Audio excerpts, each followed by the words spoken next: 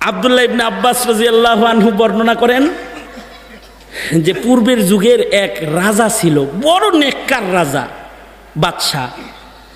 এই বাদশাহ শিকার করার জন্য জঙ্গলে গেছে। বাইহাকি শরীফ, ইমাম বাইহাকি শুআবুল ঈমানের ভেতরে ঘটনাটা আনছেন যে শিকার কার্যে গেছে, যে সন্ধ্যা হয়ে গেছে, পাখি শিকার করতে গেছে, যায় এত সন্ধ্যা হয়ে গেছে। যখন সন্ধ্যা হয়ে গেছে তখন জঙ্গলের পাশেই এক কাঠুরিয়ার বাড়িতে বাদশাহ মেহমান হয়েছে। নিজের পরিচয় গোপন করেছে, পরিচয় দেয় নাই। কেন পরিচয় দেয় নাই? পরিচয় যদি দেয় তাইলে তো হের মেহমানদারি করতে কষ্ট হবে, এ কারণে পরিচয় দেয় নাই। সাধারণ বেদুইন পরিচয়ে কাঠুরিয়ার ঘরে ঢুকে গেছে। কাঠুরিয়াও বড় নেককার, তিনি মেহমান হিসেবে তাকে মেহমান নেওয়াজির জন্য প্রস্তুত হয়ে গেছে। সন্ধ্যাবেলায় এই কাঠুরিয়ার গরু গাভীগুলো জঙ্গল থেকে বাড়িতে এসেছে।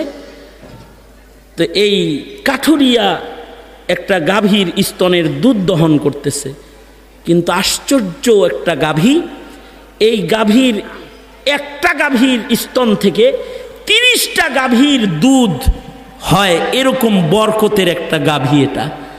আব্দুল্লাহ ইবনে আব্বাস বলেন একটা গাভীর স্তন থেকে 30 গাভীর দুধ বাইর হইছে। নিজে খাইছে এবং বাদশাকে খাওয়াইছে, চিনে না তো, মেহমান হিসেবে খাওয়াইছে। কিন্তু আশ্চর্য বিষয় হলো এক গাভীর স্তন থেকে যে 30 গাভীর দুধ বাইরেছে, এইটা বাদশাহ চোখে দেখা চিন্তা করতেছে, বাদশাহ হয়ে আমার ঘরে এরকম একটা গরু নাই, কার ঘরে এটা রয়েছে গো, এটা কেমনে নেওয়া যায়? কুফন দিয়ে আঁকতেছে। তার ধান্দা হইল আমি আমার ক্ষমতার বল দিয়া এই ভালো গাভীটাকে কাঠুরিয়ার বাড়ি থেকে নিজের রাজমহলে প্রবেশ করাবো। মানে তার ক্ষমতা আর লোভের কারণে সে জুলুম করার জন্য নিয়ত করছে।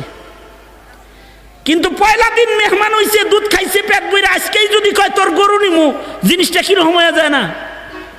তো এখন চিন্তা করছে যে জায়গা আর একদিন আমনি আয়া বাহানায় নিজের পরিচয় দিয়ে একভাবে লয়ে যামনি, গেছে গা। 7 দিন পরে আবার শিকার করার জন্য জঙ্গলে এসেছে।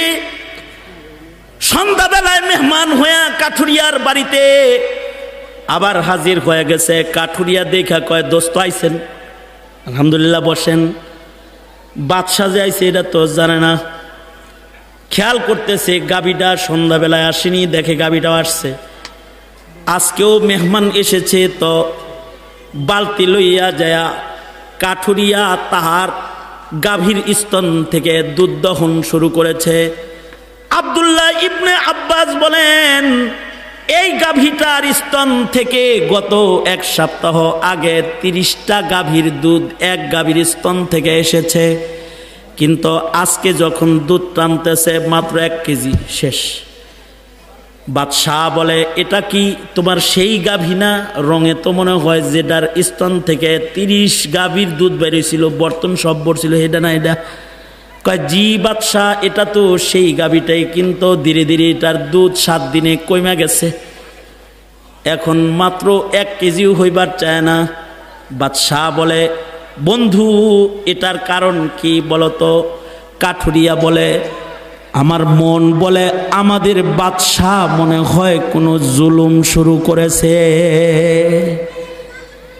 লোকটা চিন্তা করতেছে আমি তো বাদশাহ, এখন আমি যদি কই যে আমি বাদশাহ, তো আমি নিজে আস্তে একটা জালেম হয়ে যাই।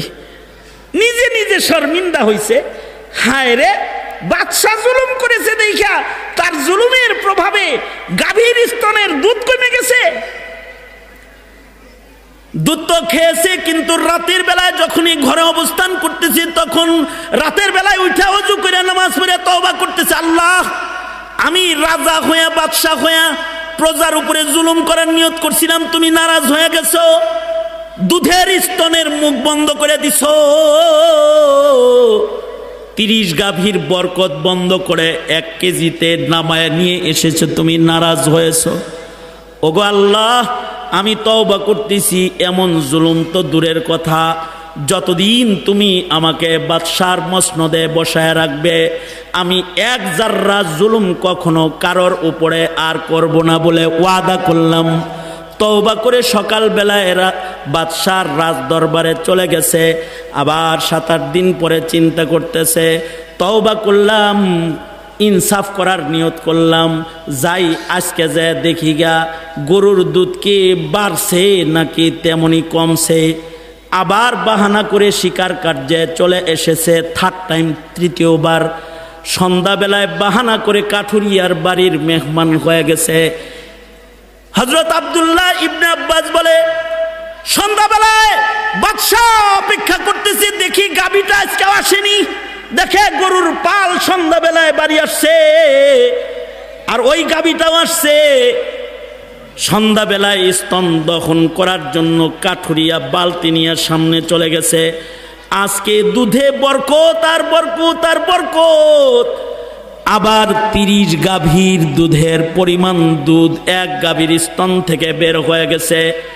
বাদশাহ লোকটাকে কয়, এটা কি সেই গাভী নাকি যেটা সেদিন 1 কেজি হয় নাই? কয় হঠাৎ করে আবার এর ভেতরে বরকত বাড়ছে। 30 গাভীর দুধ আগের মতন ডেলিভারি দেওয়া এখন আবার শুরু করছে। বাদশাহ বলে, বন্ধু এটা কেমনে হইল? কাঠুরিয়া বলে, আমার রাজ্যের বাদশাহ মনে হয় ইনসাফ শুরু করেছে। আব্দুল্লাহ ইবনে আব্বাস বলে, সাথে সাথে বাদশাহ লোকটাকে জড়া ধরে বলে, আরে না না না, বরকত বন্ধ হওয়ার জন্য জুলুম করা লাগে না, আর বরকত চালু করার জন্য ইনসাফ করাও লাগে না। জুলুমের নিয়ত যদি কেউ করে তাতেও বরকত বন্ধ হয়ে যায়, আর ইনসাফের নিয়ত যদি কেউ করে তাতেও রহমতের দরজা খুলে যায়। বন্ধুরে আমারে মাফ করে দিও, আমি তোমার ওই রাজ্যের বাদশাহ। আমি জুলুম নয়, শুধু তোমার ভালো একটা গাভী দখল করার জুলুমের চিন্তা আমি আমার ভেতরে এনেছিলাম।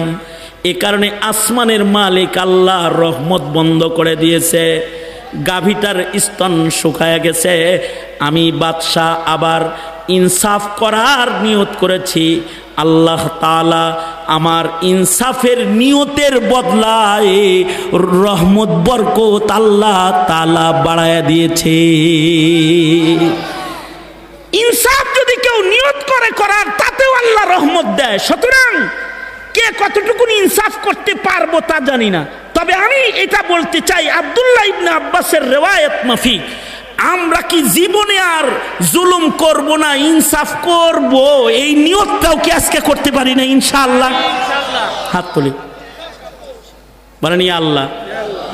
আর জোরে বলেন, জোরে বলেন ইয়া আল্লাহ। এই কবরস্থানের পারে বসে ওয়াদা করিতেছি আর কোনোদিন জুলুম করব না, ইনশাআল্লাহ। জোরে বলেন ইনসাফ করব, ইনশাআল্লাহ বলেন। হে আল্লাহ, তুমি আমাকে ইনসাফ করার তৌফিক দান করো। জোরে বলেন আমিন, আরো জোরে আওয়াজ করে বলেন আমিন। আল্লাহ তাআলা আমাদেরকে জমিনে ইনসাফের সাথে কদম কদম চলার তৌফিক দান করেন। সবাই ইস্তিগফার করেন, আস্তাগফিরুল্লাহ রাব্বি মিন কুল্লি যামবি ওয়া আতুবু ইলাইহি লা হাওলা ওয়ালা কুওয়াতা ইল্লা বিল্লাহিল আলিয়্যিল আযীম।